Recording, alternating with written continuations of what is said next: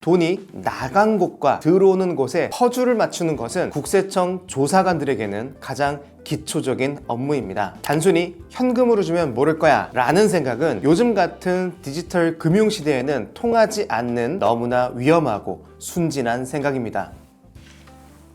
안녕하세요.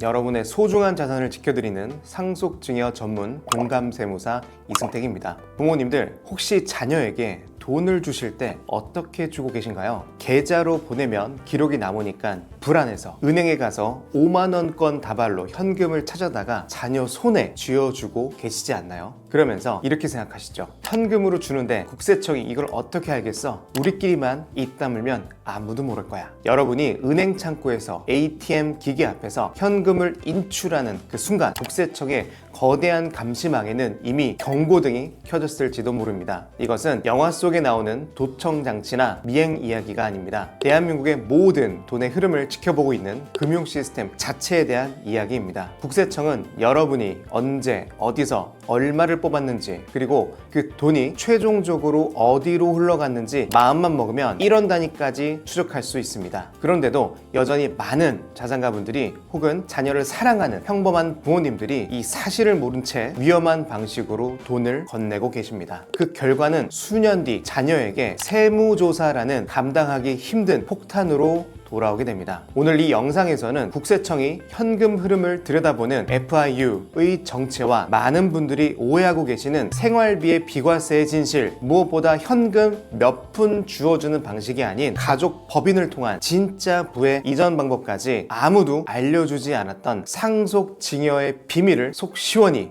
공개하겠습니다. 자녀에게 현금 지원을 고민하고 계신다면 오늘 이 영상 가족의 미래를 바꾸는 터닝 포인트가 될 것입니다.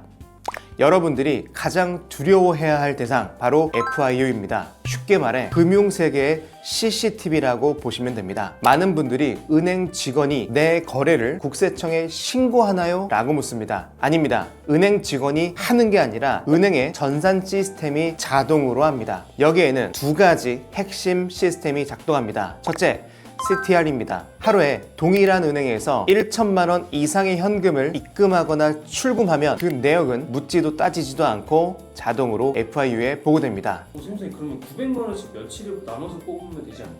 네, 그걸 막기 위해 두 번째 시스템이 있습니다. 둘째, STR입니다. 여러분들이 1천만 원을 피하기 위해서 900만 원씩 쪼개서 송금하거나 인출한다고 가정해 봅시다. 은행 시스템은 이것을 비정상적인 거래 패턴으로 인식합니다. 은행원은 의심이 들면 금액에 상관없이 FIU에 보고합니다. 이것이 STR입니다. 이렇게 수집된 정보는 어디로 갈까요? 네, 바로 국세청으로 갑니다. 어느 날 아버지 계좌에서 현금 5천만 원이 나갔는데 며칠 뒤 아들의 계좌로 현금 5천만 원이 입금되었다. 혹은 아들이 그 시점에 전세보증금을 치렀다. 누가 봐도 뻔한 스토리 아닐까요? 여러분이 아무리 현금으로 주고받으며 흔적을 지우려고 해도 돈이 나간 곳과 들어오는 곳에 퍼즐을 맞추는 것은 국세청 조사관들에게는 가장 기초적인 업무입니다. 단순히 현금으로 주면 모를 거야 라는 생각은 요즘 같은 디지털 금융시대에는 통하지 않는 너무나 위험하고 순진한 생각입니다. 세무사님, 그런데 생활비 좀 보태준 건데 그것도 세금을 내야 하나요?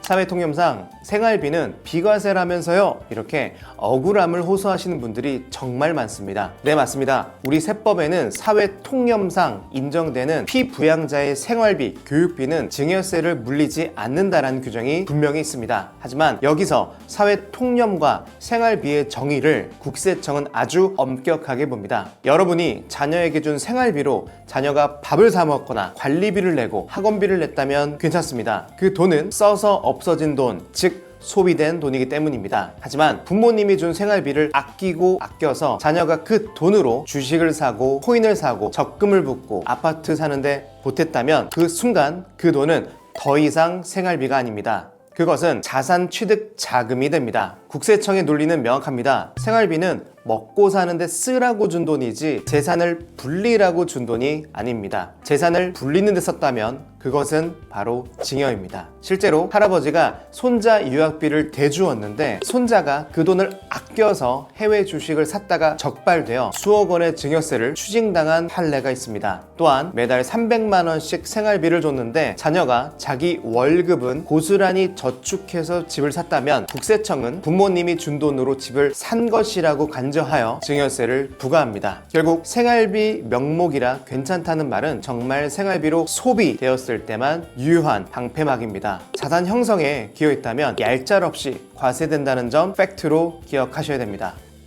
근데 현금으로 줘도 몇 년 동안 연락이 없다는 분들도 많으시던데요. 그것이 더 무서운 일입니다. 세무조사는 여러분이 이 돈을 이체한 그 다음날 나오는 게 아닙니다. 국세청은 데이터를 차곡차곡 쌓아둡니다. 그리고 결정적인 순간 그 트리거가 당겨줄 때 한꺼번에 조사를 진행합니다. 첫 번째 트리거는 자녀가 부동산을 취득할 때입니다. 자녀가 주택이나 부동산을 구입할 때 국세청 시스템이 이를 분석합니다. 이 사람 소득으로는 이 집을 살 수 없는데 그때 자금 출처 조사까지 나옵니다. 조사관은 자녀의 계좌 5년치, 10년치를 다 열어보고 과거에 여러분이 야금야금 줬던 현금, 생활비 명목으로 줬던 이체 내역들을 모조리 찾아내어 증여로 보이는 금액을 합산 과세합니다. 그때는 가산세까지 물어 눈덩이처럼 불어난 세금을 내야 합니다. 두 번째 트리거, 부모님이 돌아가셨을 때입니다. 부모님이 돌아가시면 국세청은 부모님 계좌 10년치를 들여다봅니다. 만약 현금 인출이 많고 그 현금이 자녀 계좌에 입금되거나 자녀의 자금 출처가 불분명한 부동산 취득이 있었다, 조사관 입장에서는 합리적으로 의심할 수밖에 없습니다. 어디에 쓰셨습니까? 라고 묻고 싶어도 돌아가신 분은 말이 없습니다. 자녀분들이 소명해야 됩니다. 인출액에 대해서 소명을 못한다면 사전증여로 보고 증여세, 상속세, 가산세까지 물립니다. 여러분이 지금 하고 있는 그 안일한 현금 거래가 시한폭탄이 될 수 있다는 사실 잊지 마시길 바랍니다.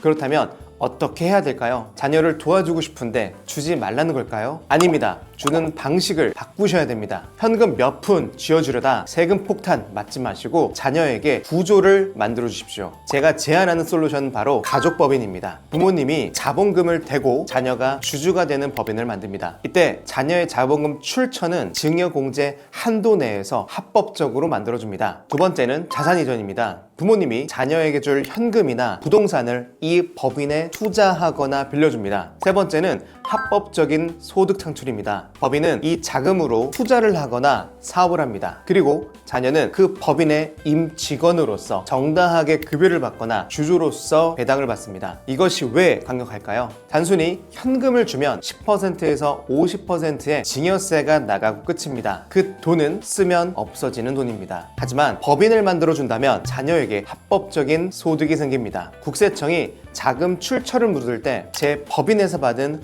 월급입니다 라고 당당하게 말할 수 있습니다. 자산이 불어나도 개인의 명의가 아니기에 높은 증여세나 소득세 대신에 낮은 법인세를 적용하며 자산을 키울 수 있습니다. 무엇보다 자녀가 법인을 운영하며 돈을 관리하고 불리는 법을 배우게 됩니다. 이것이 바로 부모가 자녀에게 물고기가 아닌 낚싯대를 줄 수 있는 전략입니다. 세금은 줄이고 자녀의 경제적 자립심은 키우는 동감세무사가 제안하는 진짜 상속 준비입니다.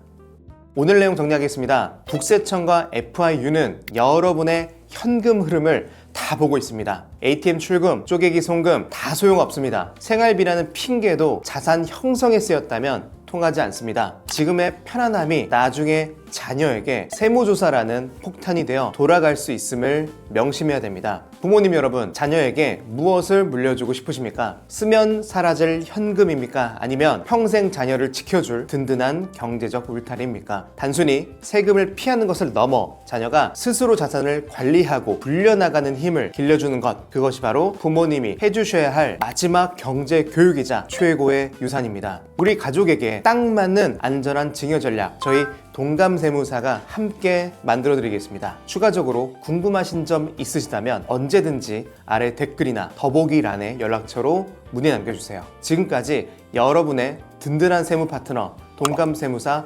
이승택이었습니다. 감사합니다.